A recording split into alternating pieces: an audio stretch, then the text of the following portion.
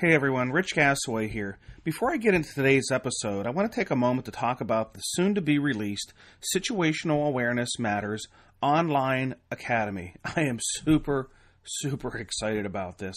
This academy has 13 courses and covers situational awareness and high-risk decision-making from A to Z and everything in between. Nothing held back. The length of each course varies some. The shorter courses are roughly 30 minutes to complete. The longer courses, well, they could maybe take an hour and a half or 2 hours to complete. There's a lot of content in this academy for you. Your department training officer will be able to track participation. There will be quizzes along the way to verify that knowledge is actually being transferred to the learner. And each academy graduate will receive a certificate authenticating that they have successfully completed training on situational awareness. I know there are many departments that for one reason or another cannot host a live situational awareness tour stop event. The Academy will make it affordable for every department to get this valuable, life-saving content taught by me. Your personnel will be able to take the classes in bite-sized increments, and the whole organization can become proficient on situational awareness and high-risk decision-making.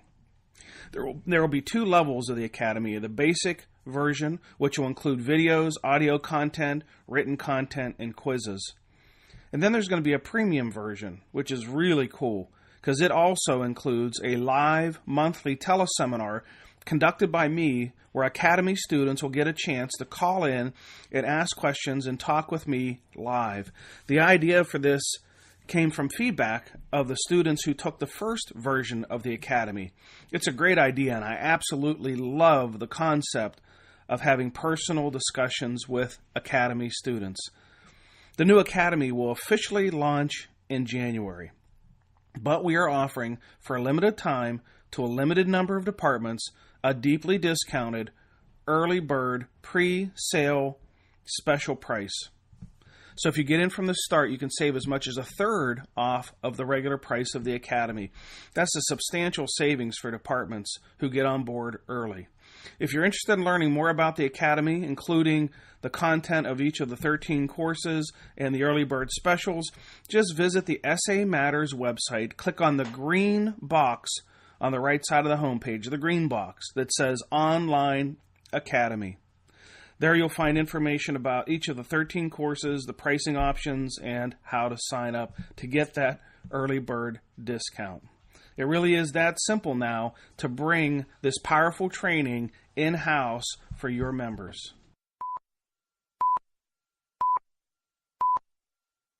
Today's episode is sponsored by Midwest Fire.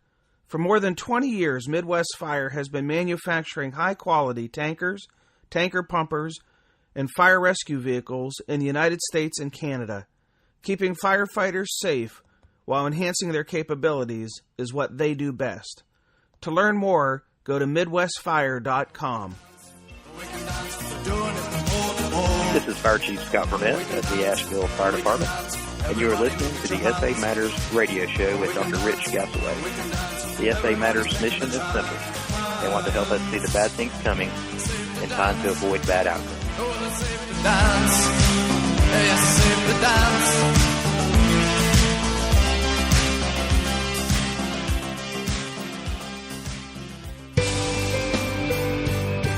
Hello and welcome to episode 130 of the Situational Awareness Matters radio show.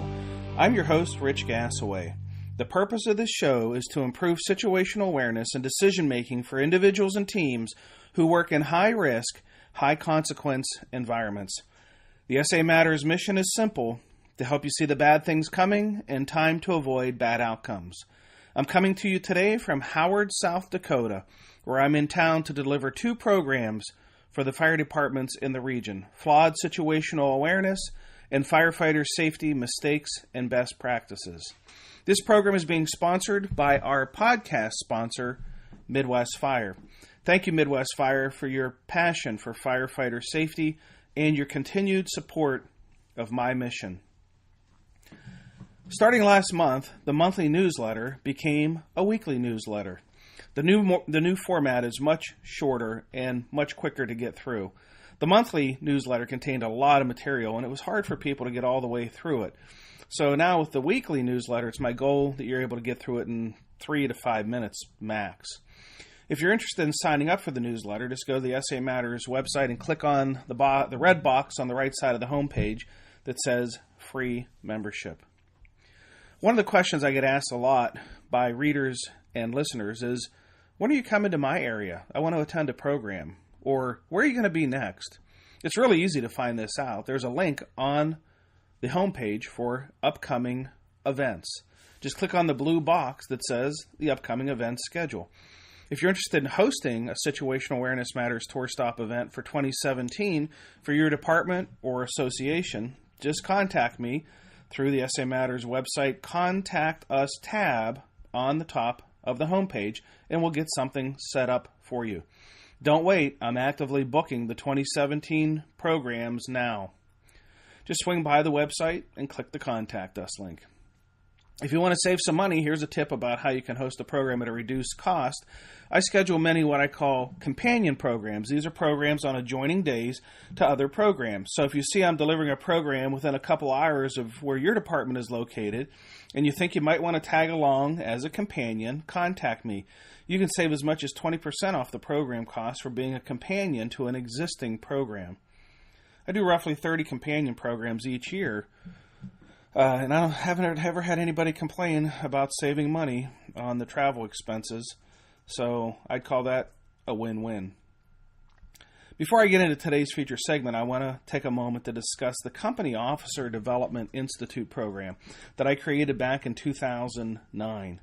I recently sent out a message about that program on my social media, and I got a lot of interest and a few puzzle responses too. And I can understand why, because this program is 5 days of leadership training with no PowerPoint. No PowerPoint. Never turned on. No book either. It's developed to help company officers learn the skills needed to be successful at the company level. My co-facilitators from the Indianapolis Fire Department, Lieutenant Patrick Harper.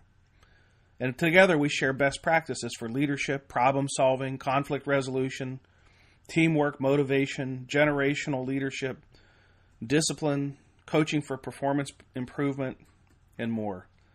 The program is truly customized to the issues being faced those who are in the room that week. That's one of the reasons no PowerPoint. We never know exactly what the content of the program is going to be until we get started. And the second reason we don't use PowerPoint is, well, frankly, who wants to watch a PowerPoint, right? Especially for a full week of training. It's better accomplished using adult-facilitated learning techniques. It's always amazing to me on Monday when I announce that we're going to do a full week program with no PowerPoint. The looks of confusion and bewilderment are often predictable. And then by Friday, the comments that come in is, where did this week go? It seems like we just got started. Yes, when adults are engaged in the process of learning and not just being lectured to, learning can be fun, and it sticks. And that's what's important. When I'm talking to a chief officer about why they might want to host a company officer leadership program, I explain it this way. We're going to teach your company officers the skills they need to keep the problems out of your office, how to prevent and resolve problems at the company level, and not let them get to the chief's level. In August, we completed our 29th offering of the week-long version of the Company Officer Development Institute. We also do shorter versions for departments that can't do a full week, and we do weekend versions for volunteer departments. If this sounds like something you're interested in, have your chief or training officer visit the SA Matters website, click on the Contact Us link, and we'll get something set up. It really is that easy. Okay, in today's feature segment, I'm going to talk about auditory exclusion. I was recently contacted by a Fox News affiliate in Tulsa, Oklahoma, to discuss auditory exclusion for the benefit of their listeners.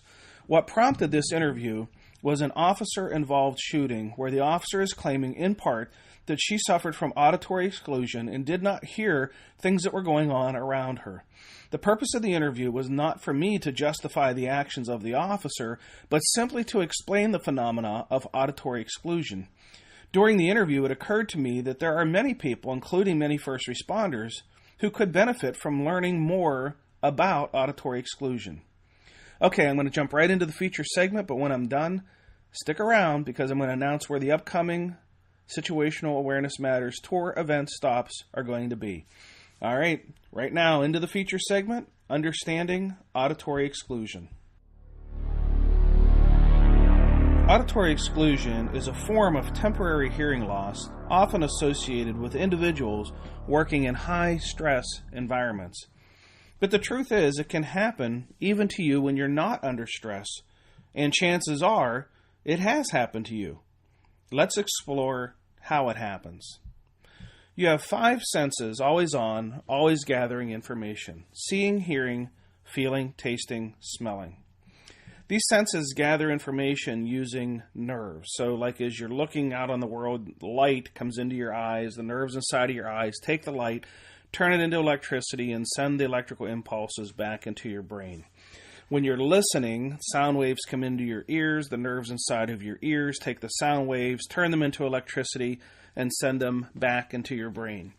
Those pathways send those electrical impulses to processors inside the brain, and then eventually what happens is the brain has to combine or consolidate the inputs from the senses to make a coherent picture of understanding. In other words, the brain has to take what you see, plus what you hear, plus what you feel, plus what you taste, plus what you smell, and put it all together to kind of make a picture of understanding, kind of like putting puzzle pieces together.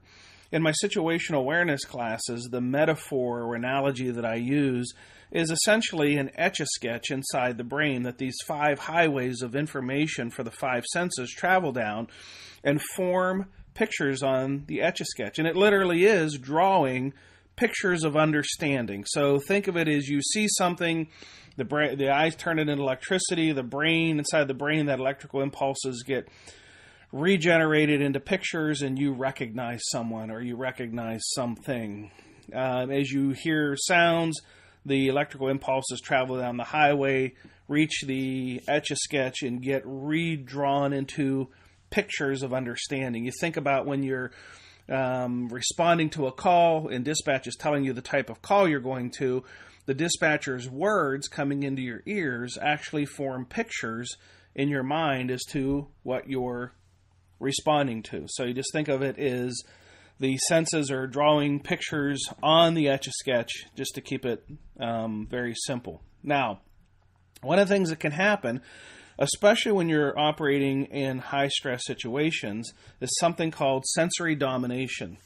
Sensory domination means that one of the senses is going to kind of hijack the etch-a-sketch and take control of it and not allow the other senses then to draw their pictures of understanding on the etch-a-sketch because it's being dominated by one of the senses. Now, you don't really have conscious control over which sense is going to dominate, especially in a high-stress situation. So if you're in a situation where there's lots to see and lots to hear, one of the senses, let's just say seeing, can dominate the etch-a-sketch and be busy drawing complex pictures of visual inputs. When that happens, it can turn down or even turn off the processing of audible information.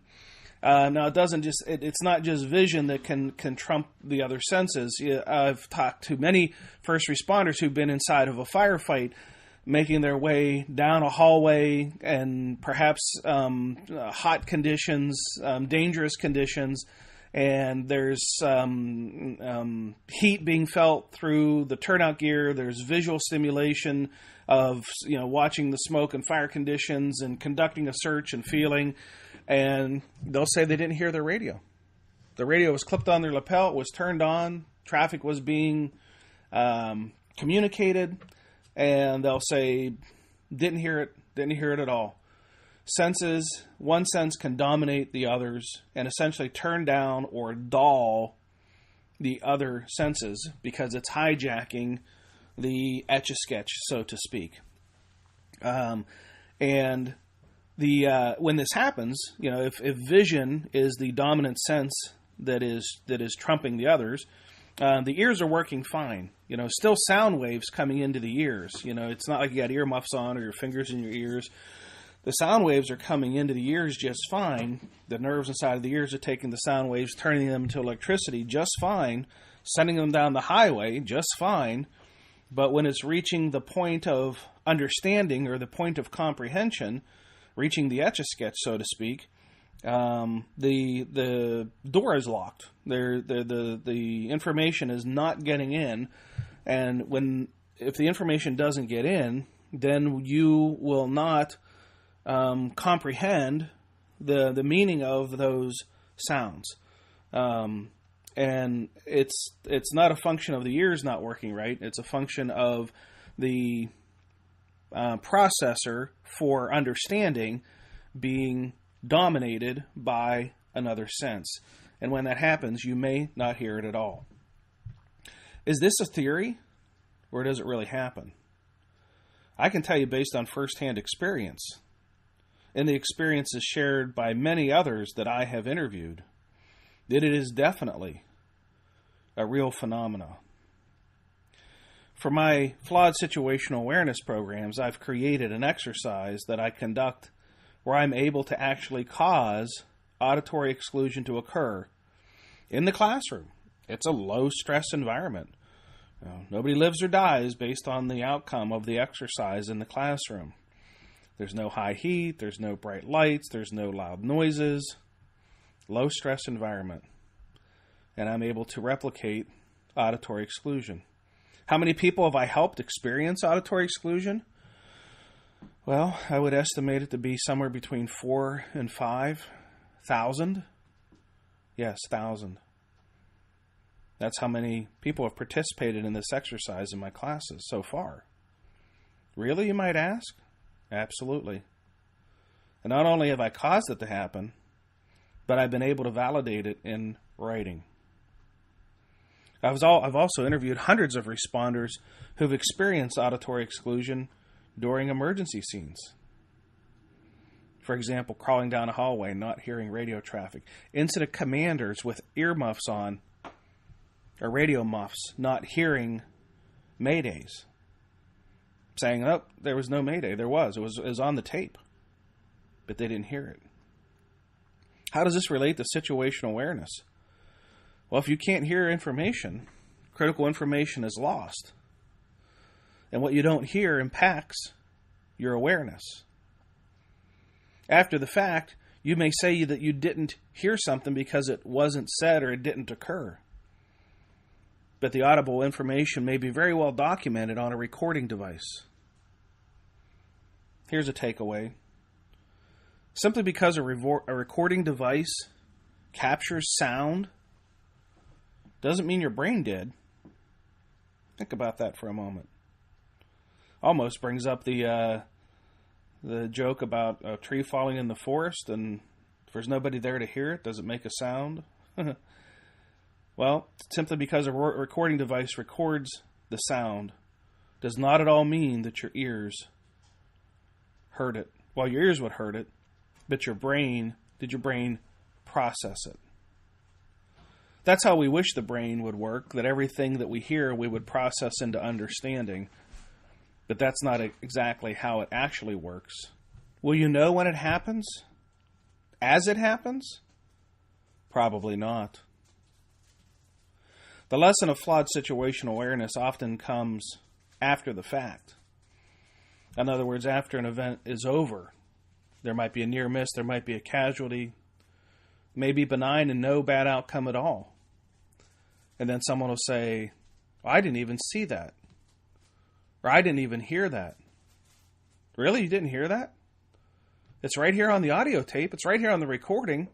You were listening to your radio, weren't you? I've had police officers tell me, one in particular, he was on patrol, well, not on patrol, but it was early morning, 2 a.m. He's sitting in a parking lot of a convenience store, just kind of watching a traffic light for people that might run a traffic light in the middle of the night. And somebody ambushed him and shot his police car with a shotgun.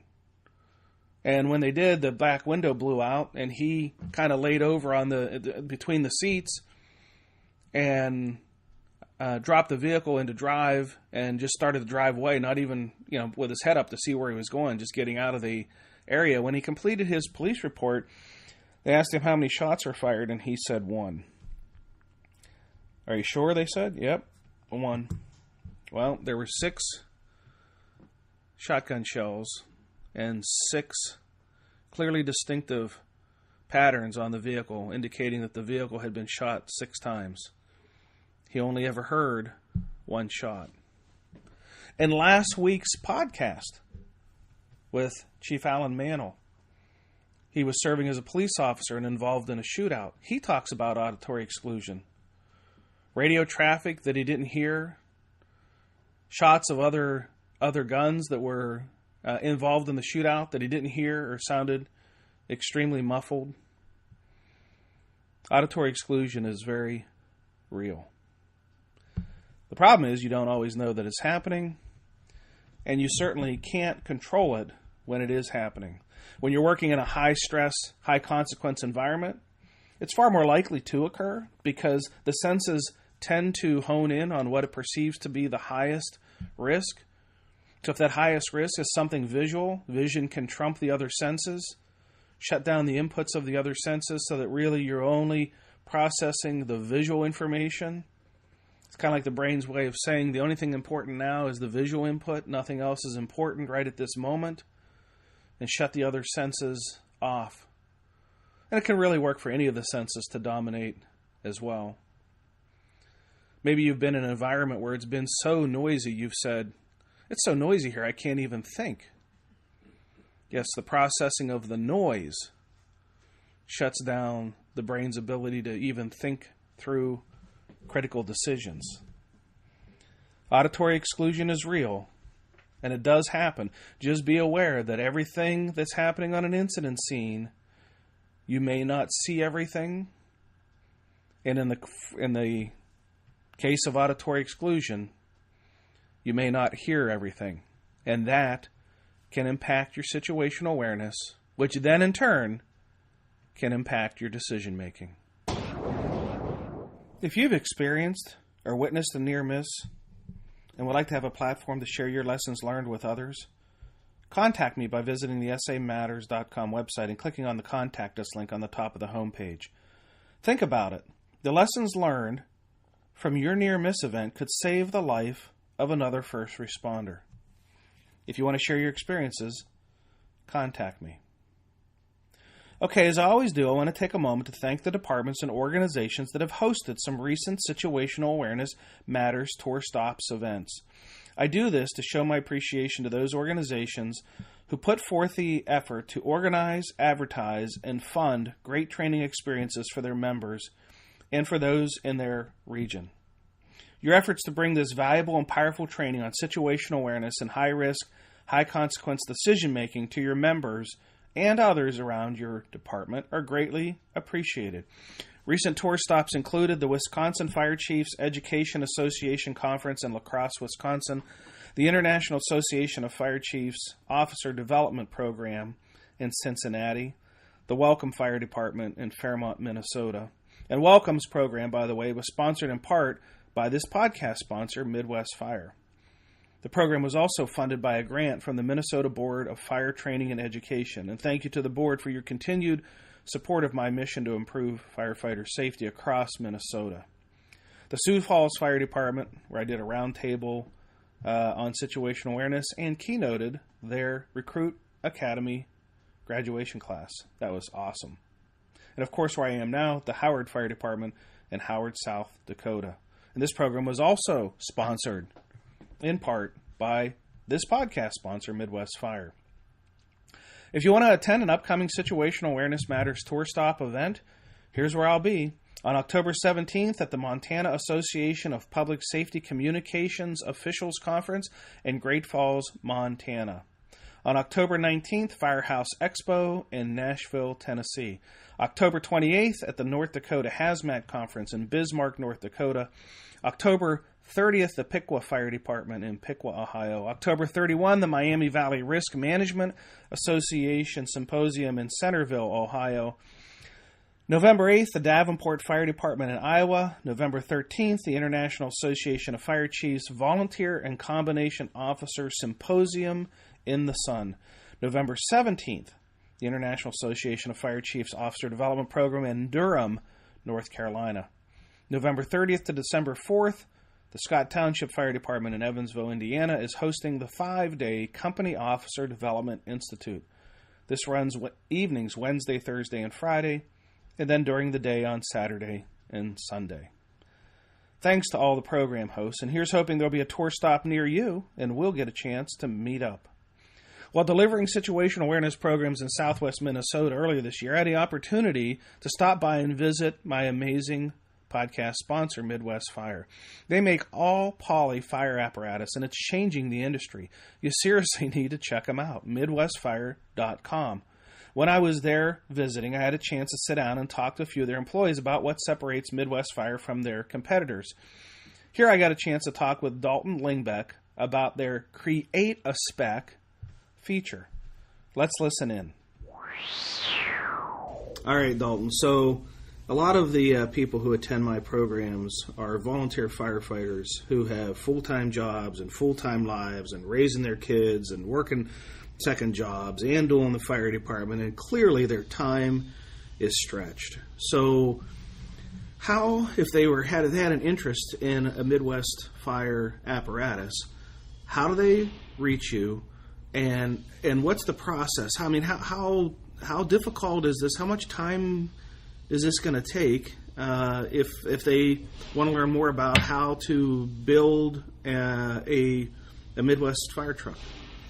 Well, that's a good question.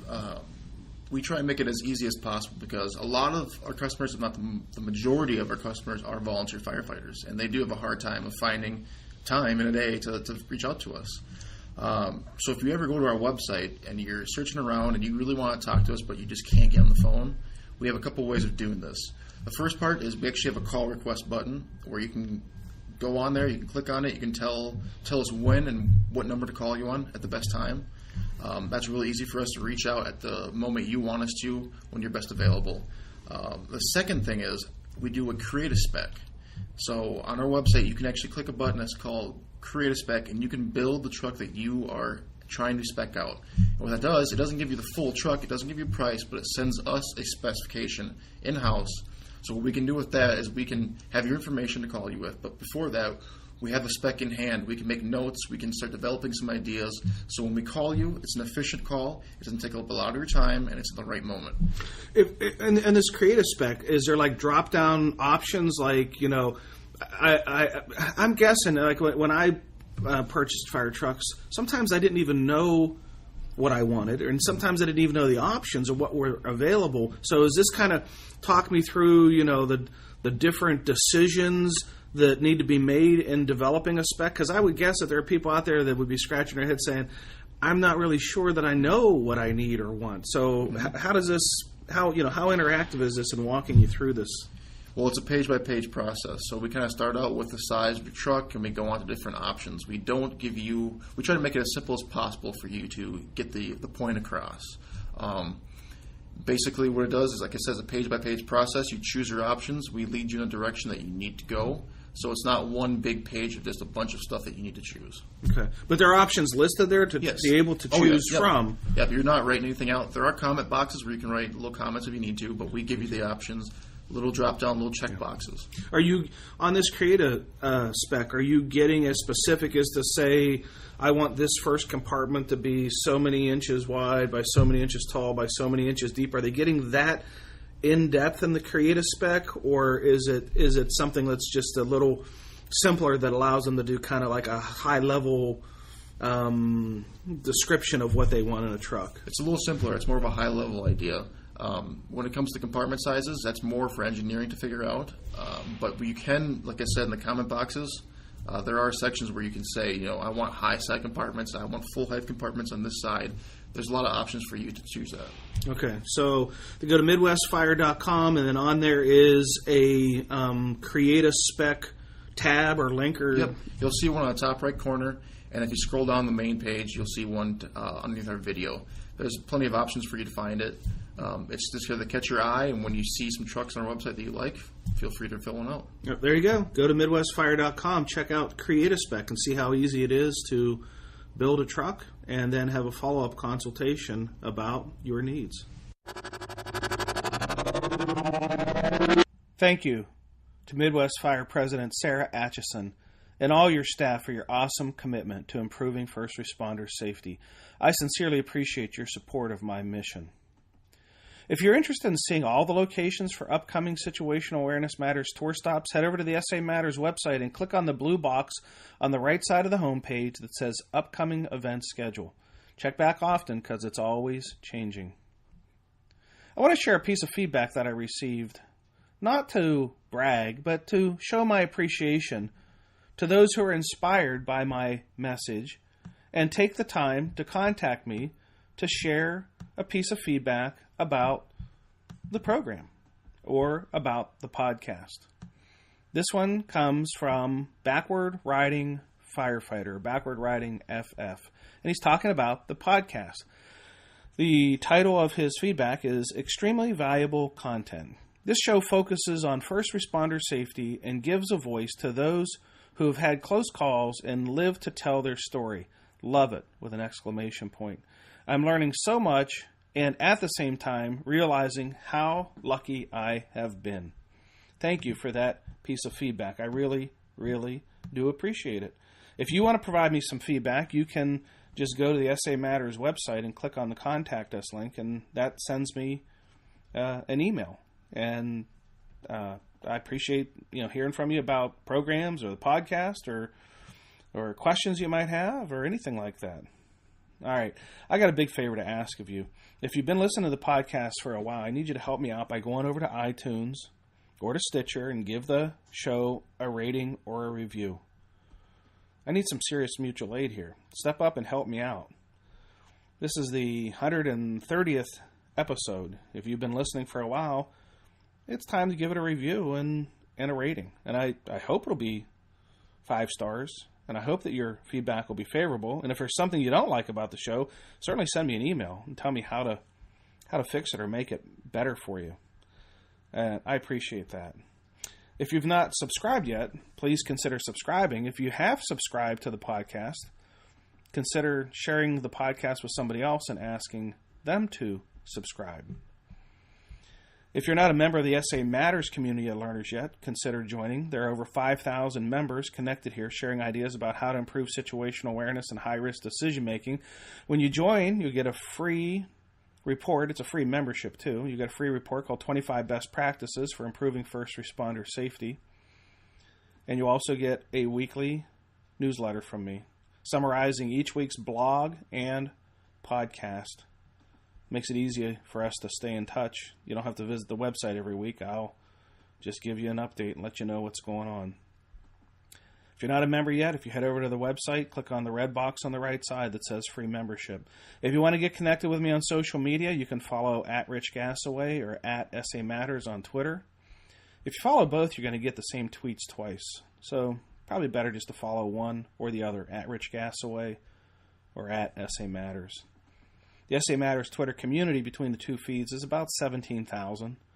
Thanks to everybody who follows along there. You can get connected on LinkedIn too by searching Rich Gasaway on LinkedIn. If you want to watch some videos, you can visit my YouTube channel. SA Matters TV is the YouTube channel, SA Matters TV. You might be wondering, why so many platforms? Holy cow, Gasaway, you got a blog, a podcast, Twitter, Facebook, LinkedIn, YouTube, soon-to-be-released online academy, live events, books, videos, because I know that all first responders consume their content in different ways, and I just want to provide it in whatever way works best for you. Well, that's it. Episode 130 is complete. Thank you to our podcast sponsor, Midwest Fire. Thank you to all of our live event hosts, and thank you, our listeners, for sharing some of your valuable time with me today. I really appreciate your support of the SA Matters mission. Be safe out there, and may the peace of the Lord and strong situational awareness be with you always. You've been listening to the Situational Awareness Matters radio show with Dr. Richard B. Gasaway. If you are interested in learning more about situational awareness, human factors, and decision-making under stress, visit samatters.com. If you are interested in booking Dr. Gasaway for an upcoming event, visit his personal website at richgasaway.com.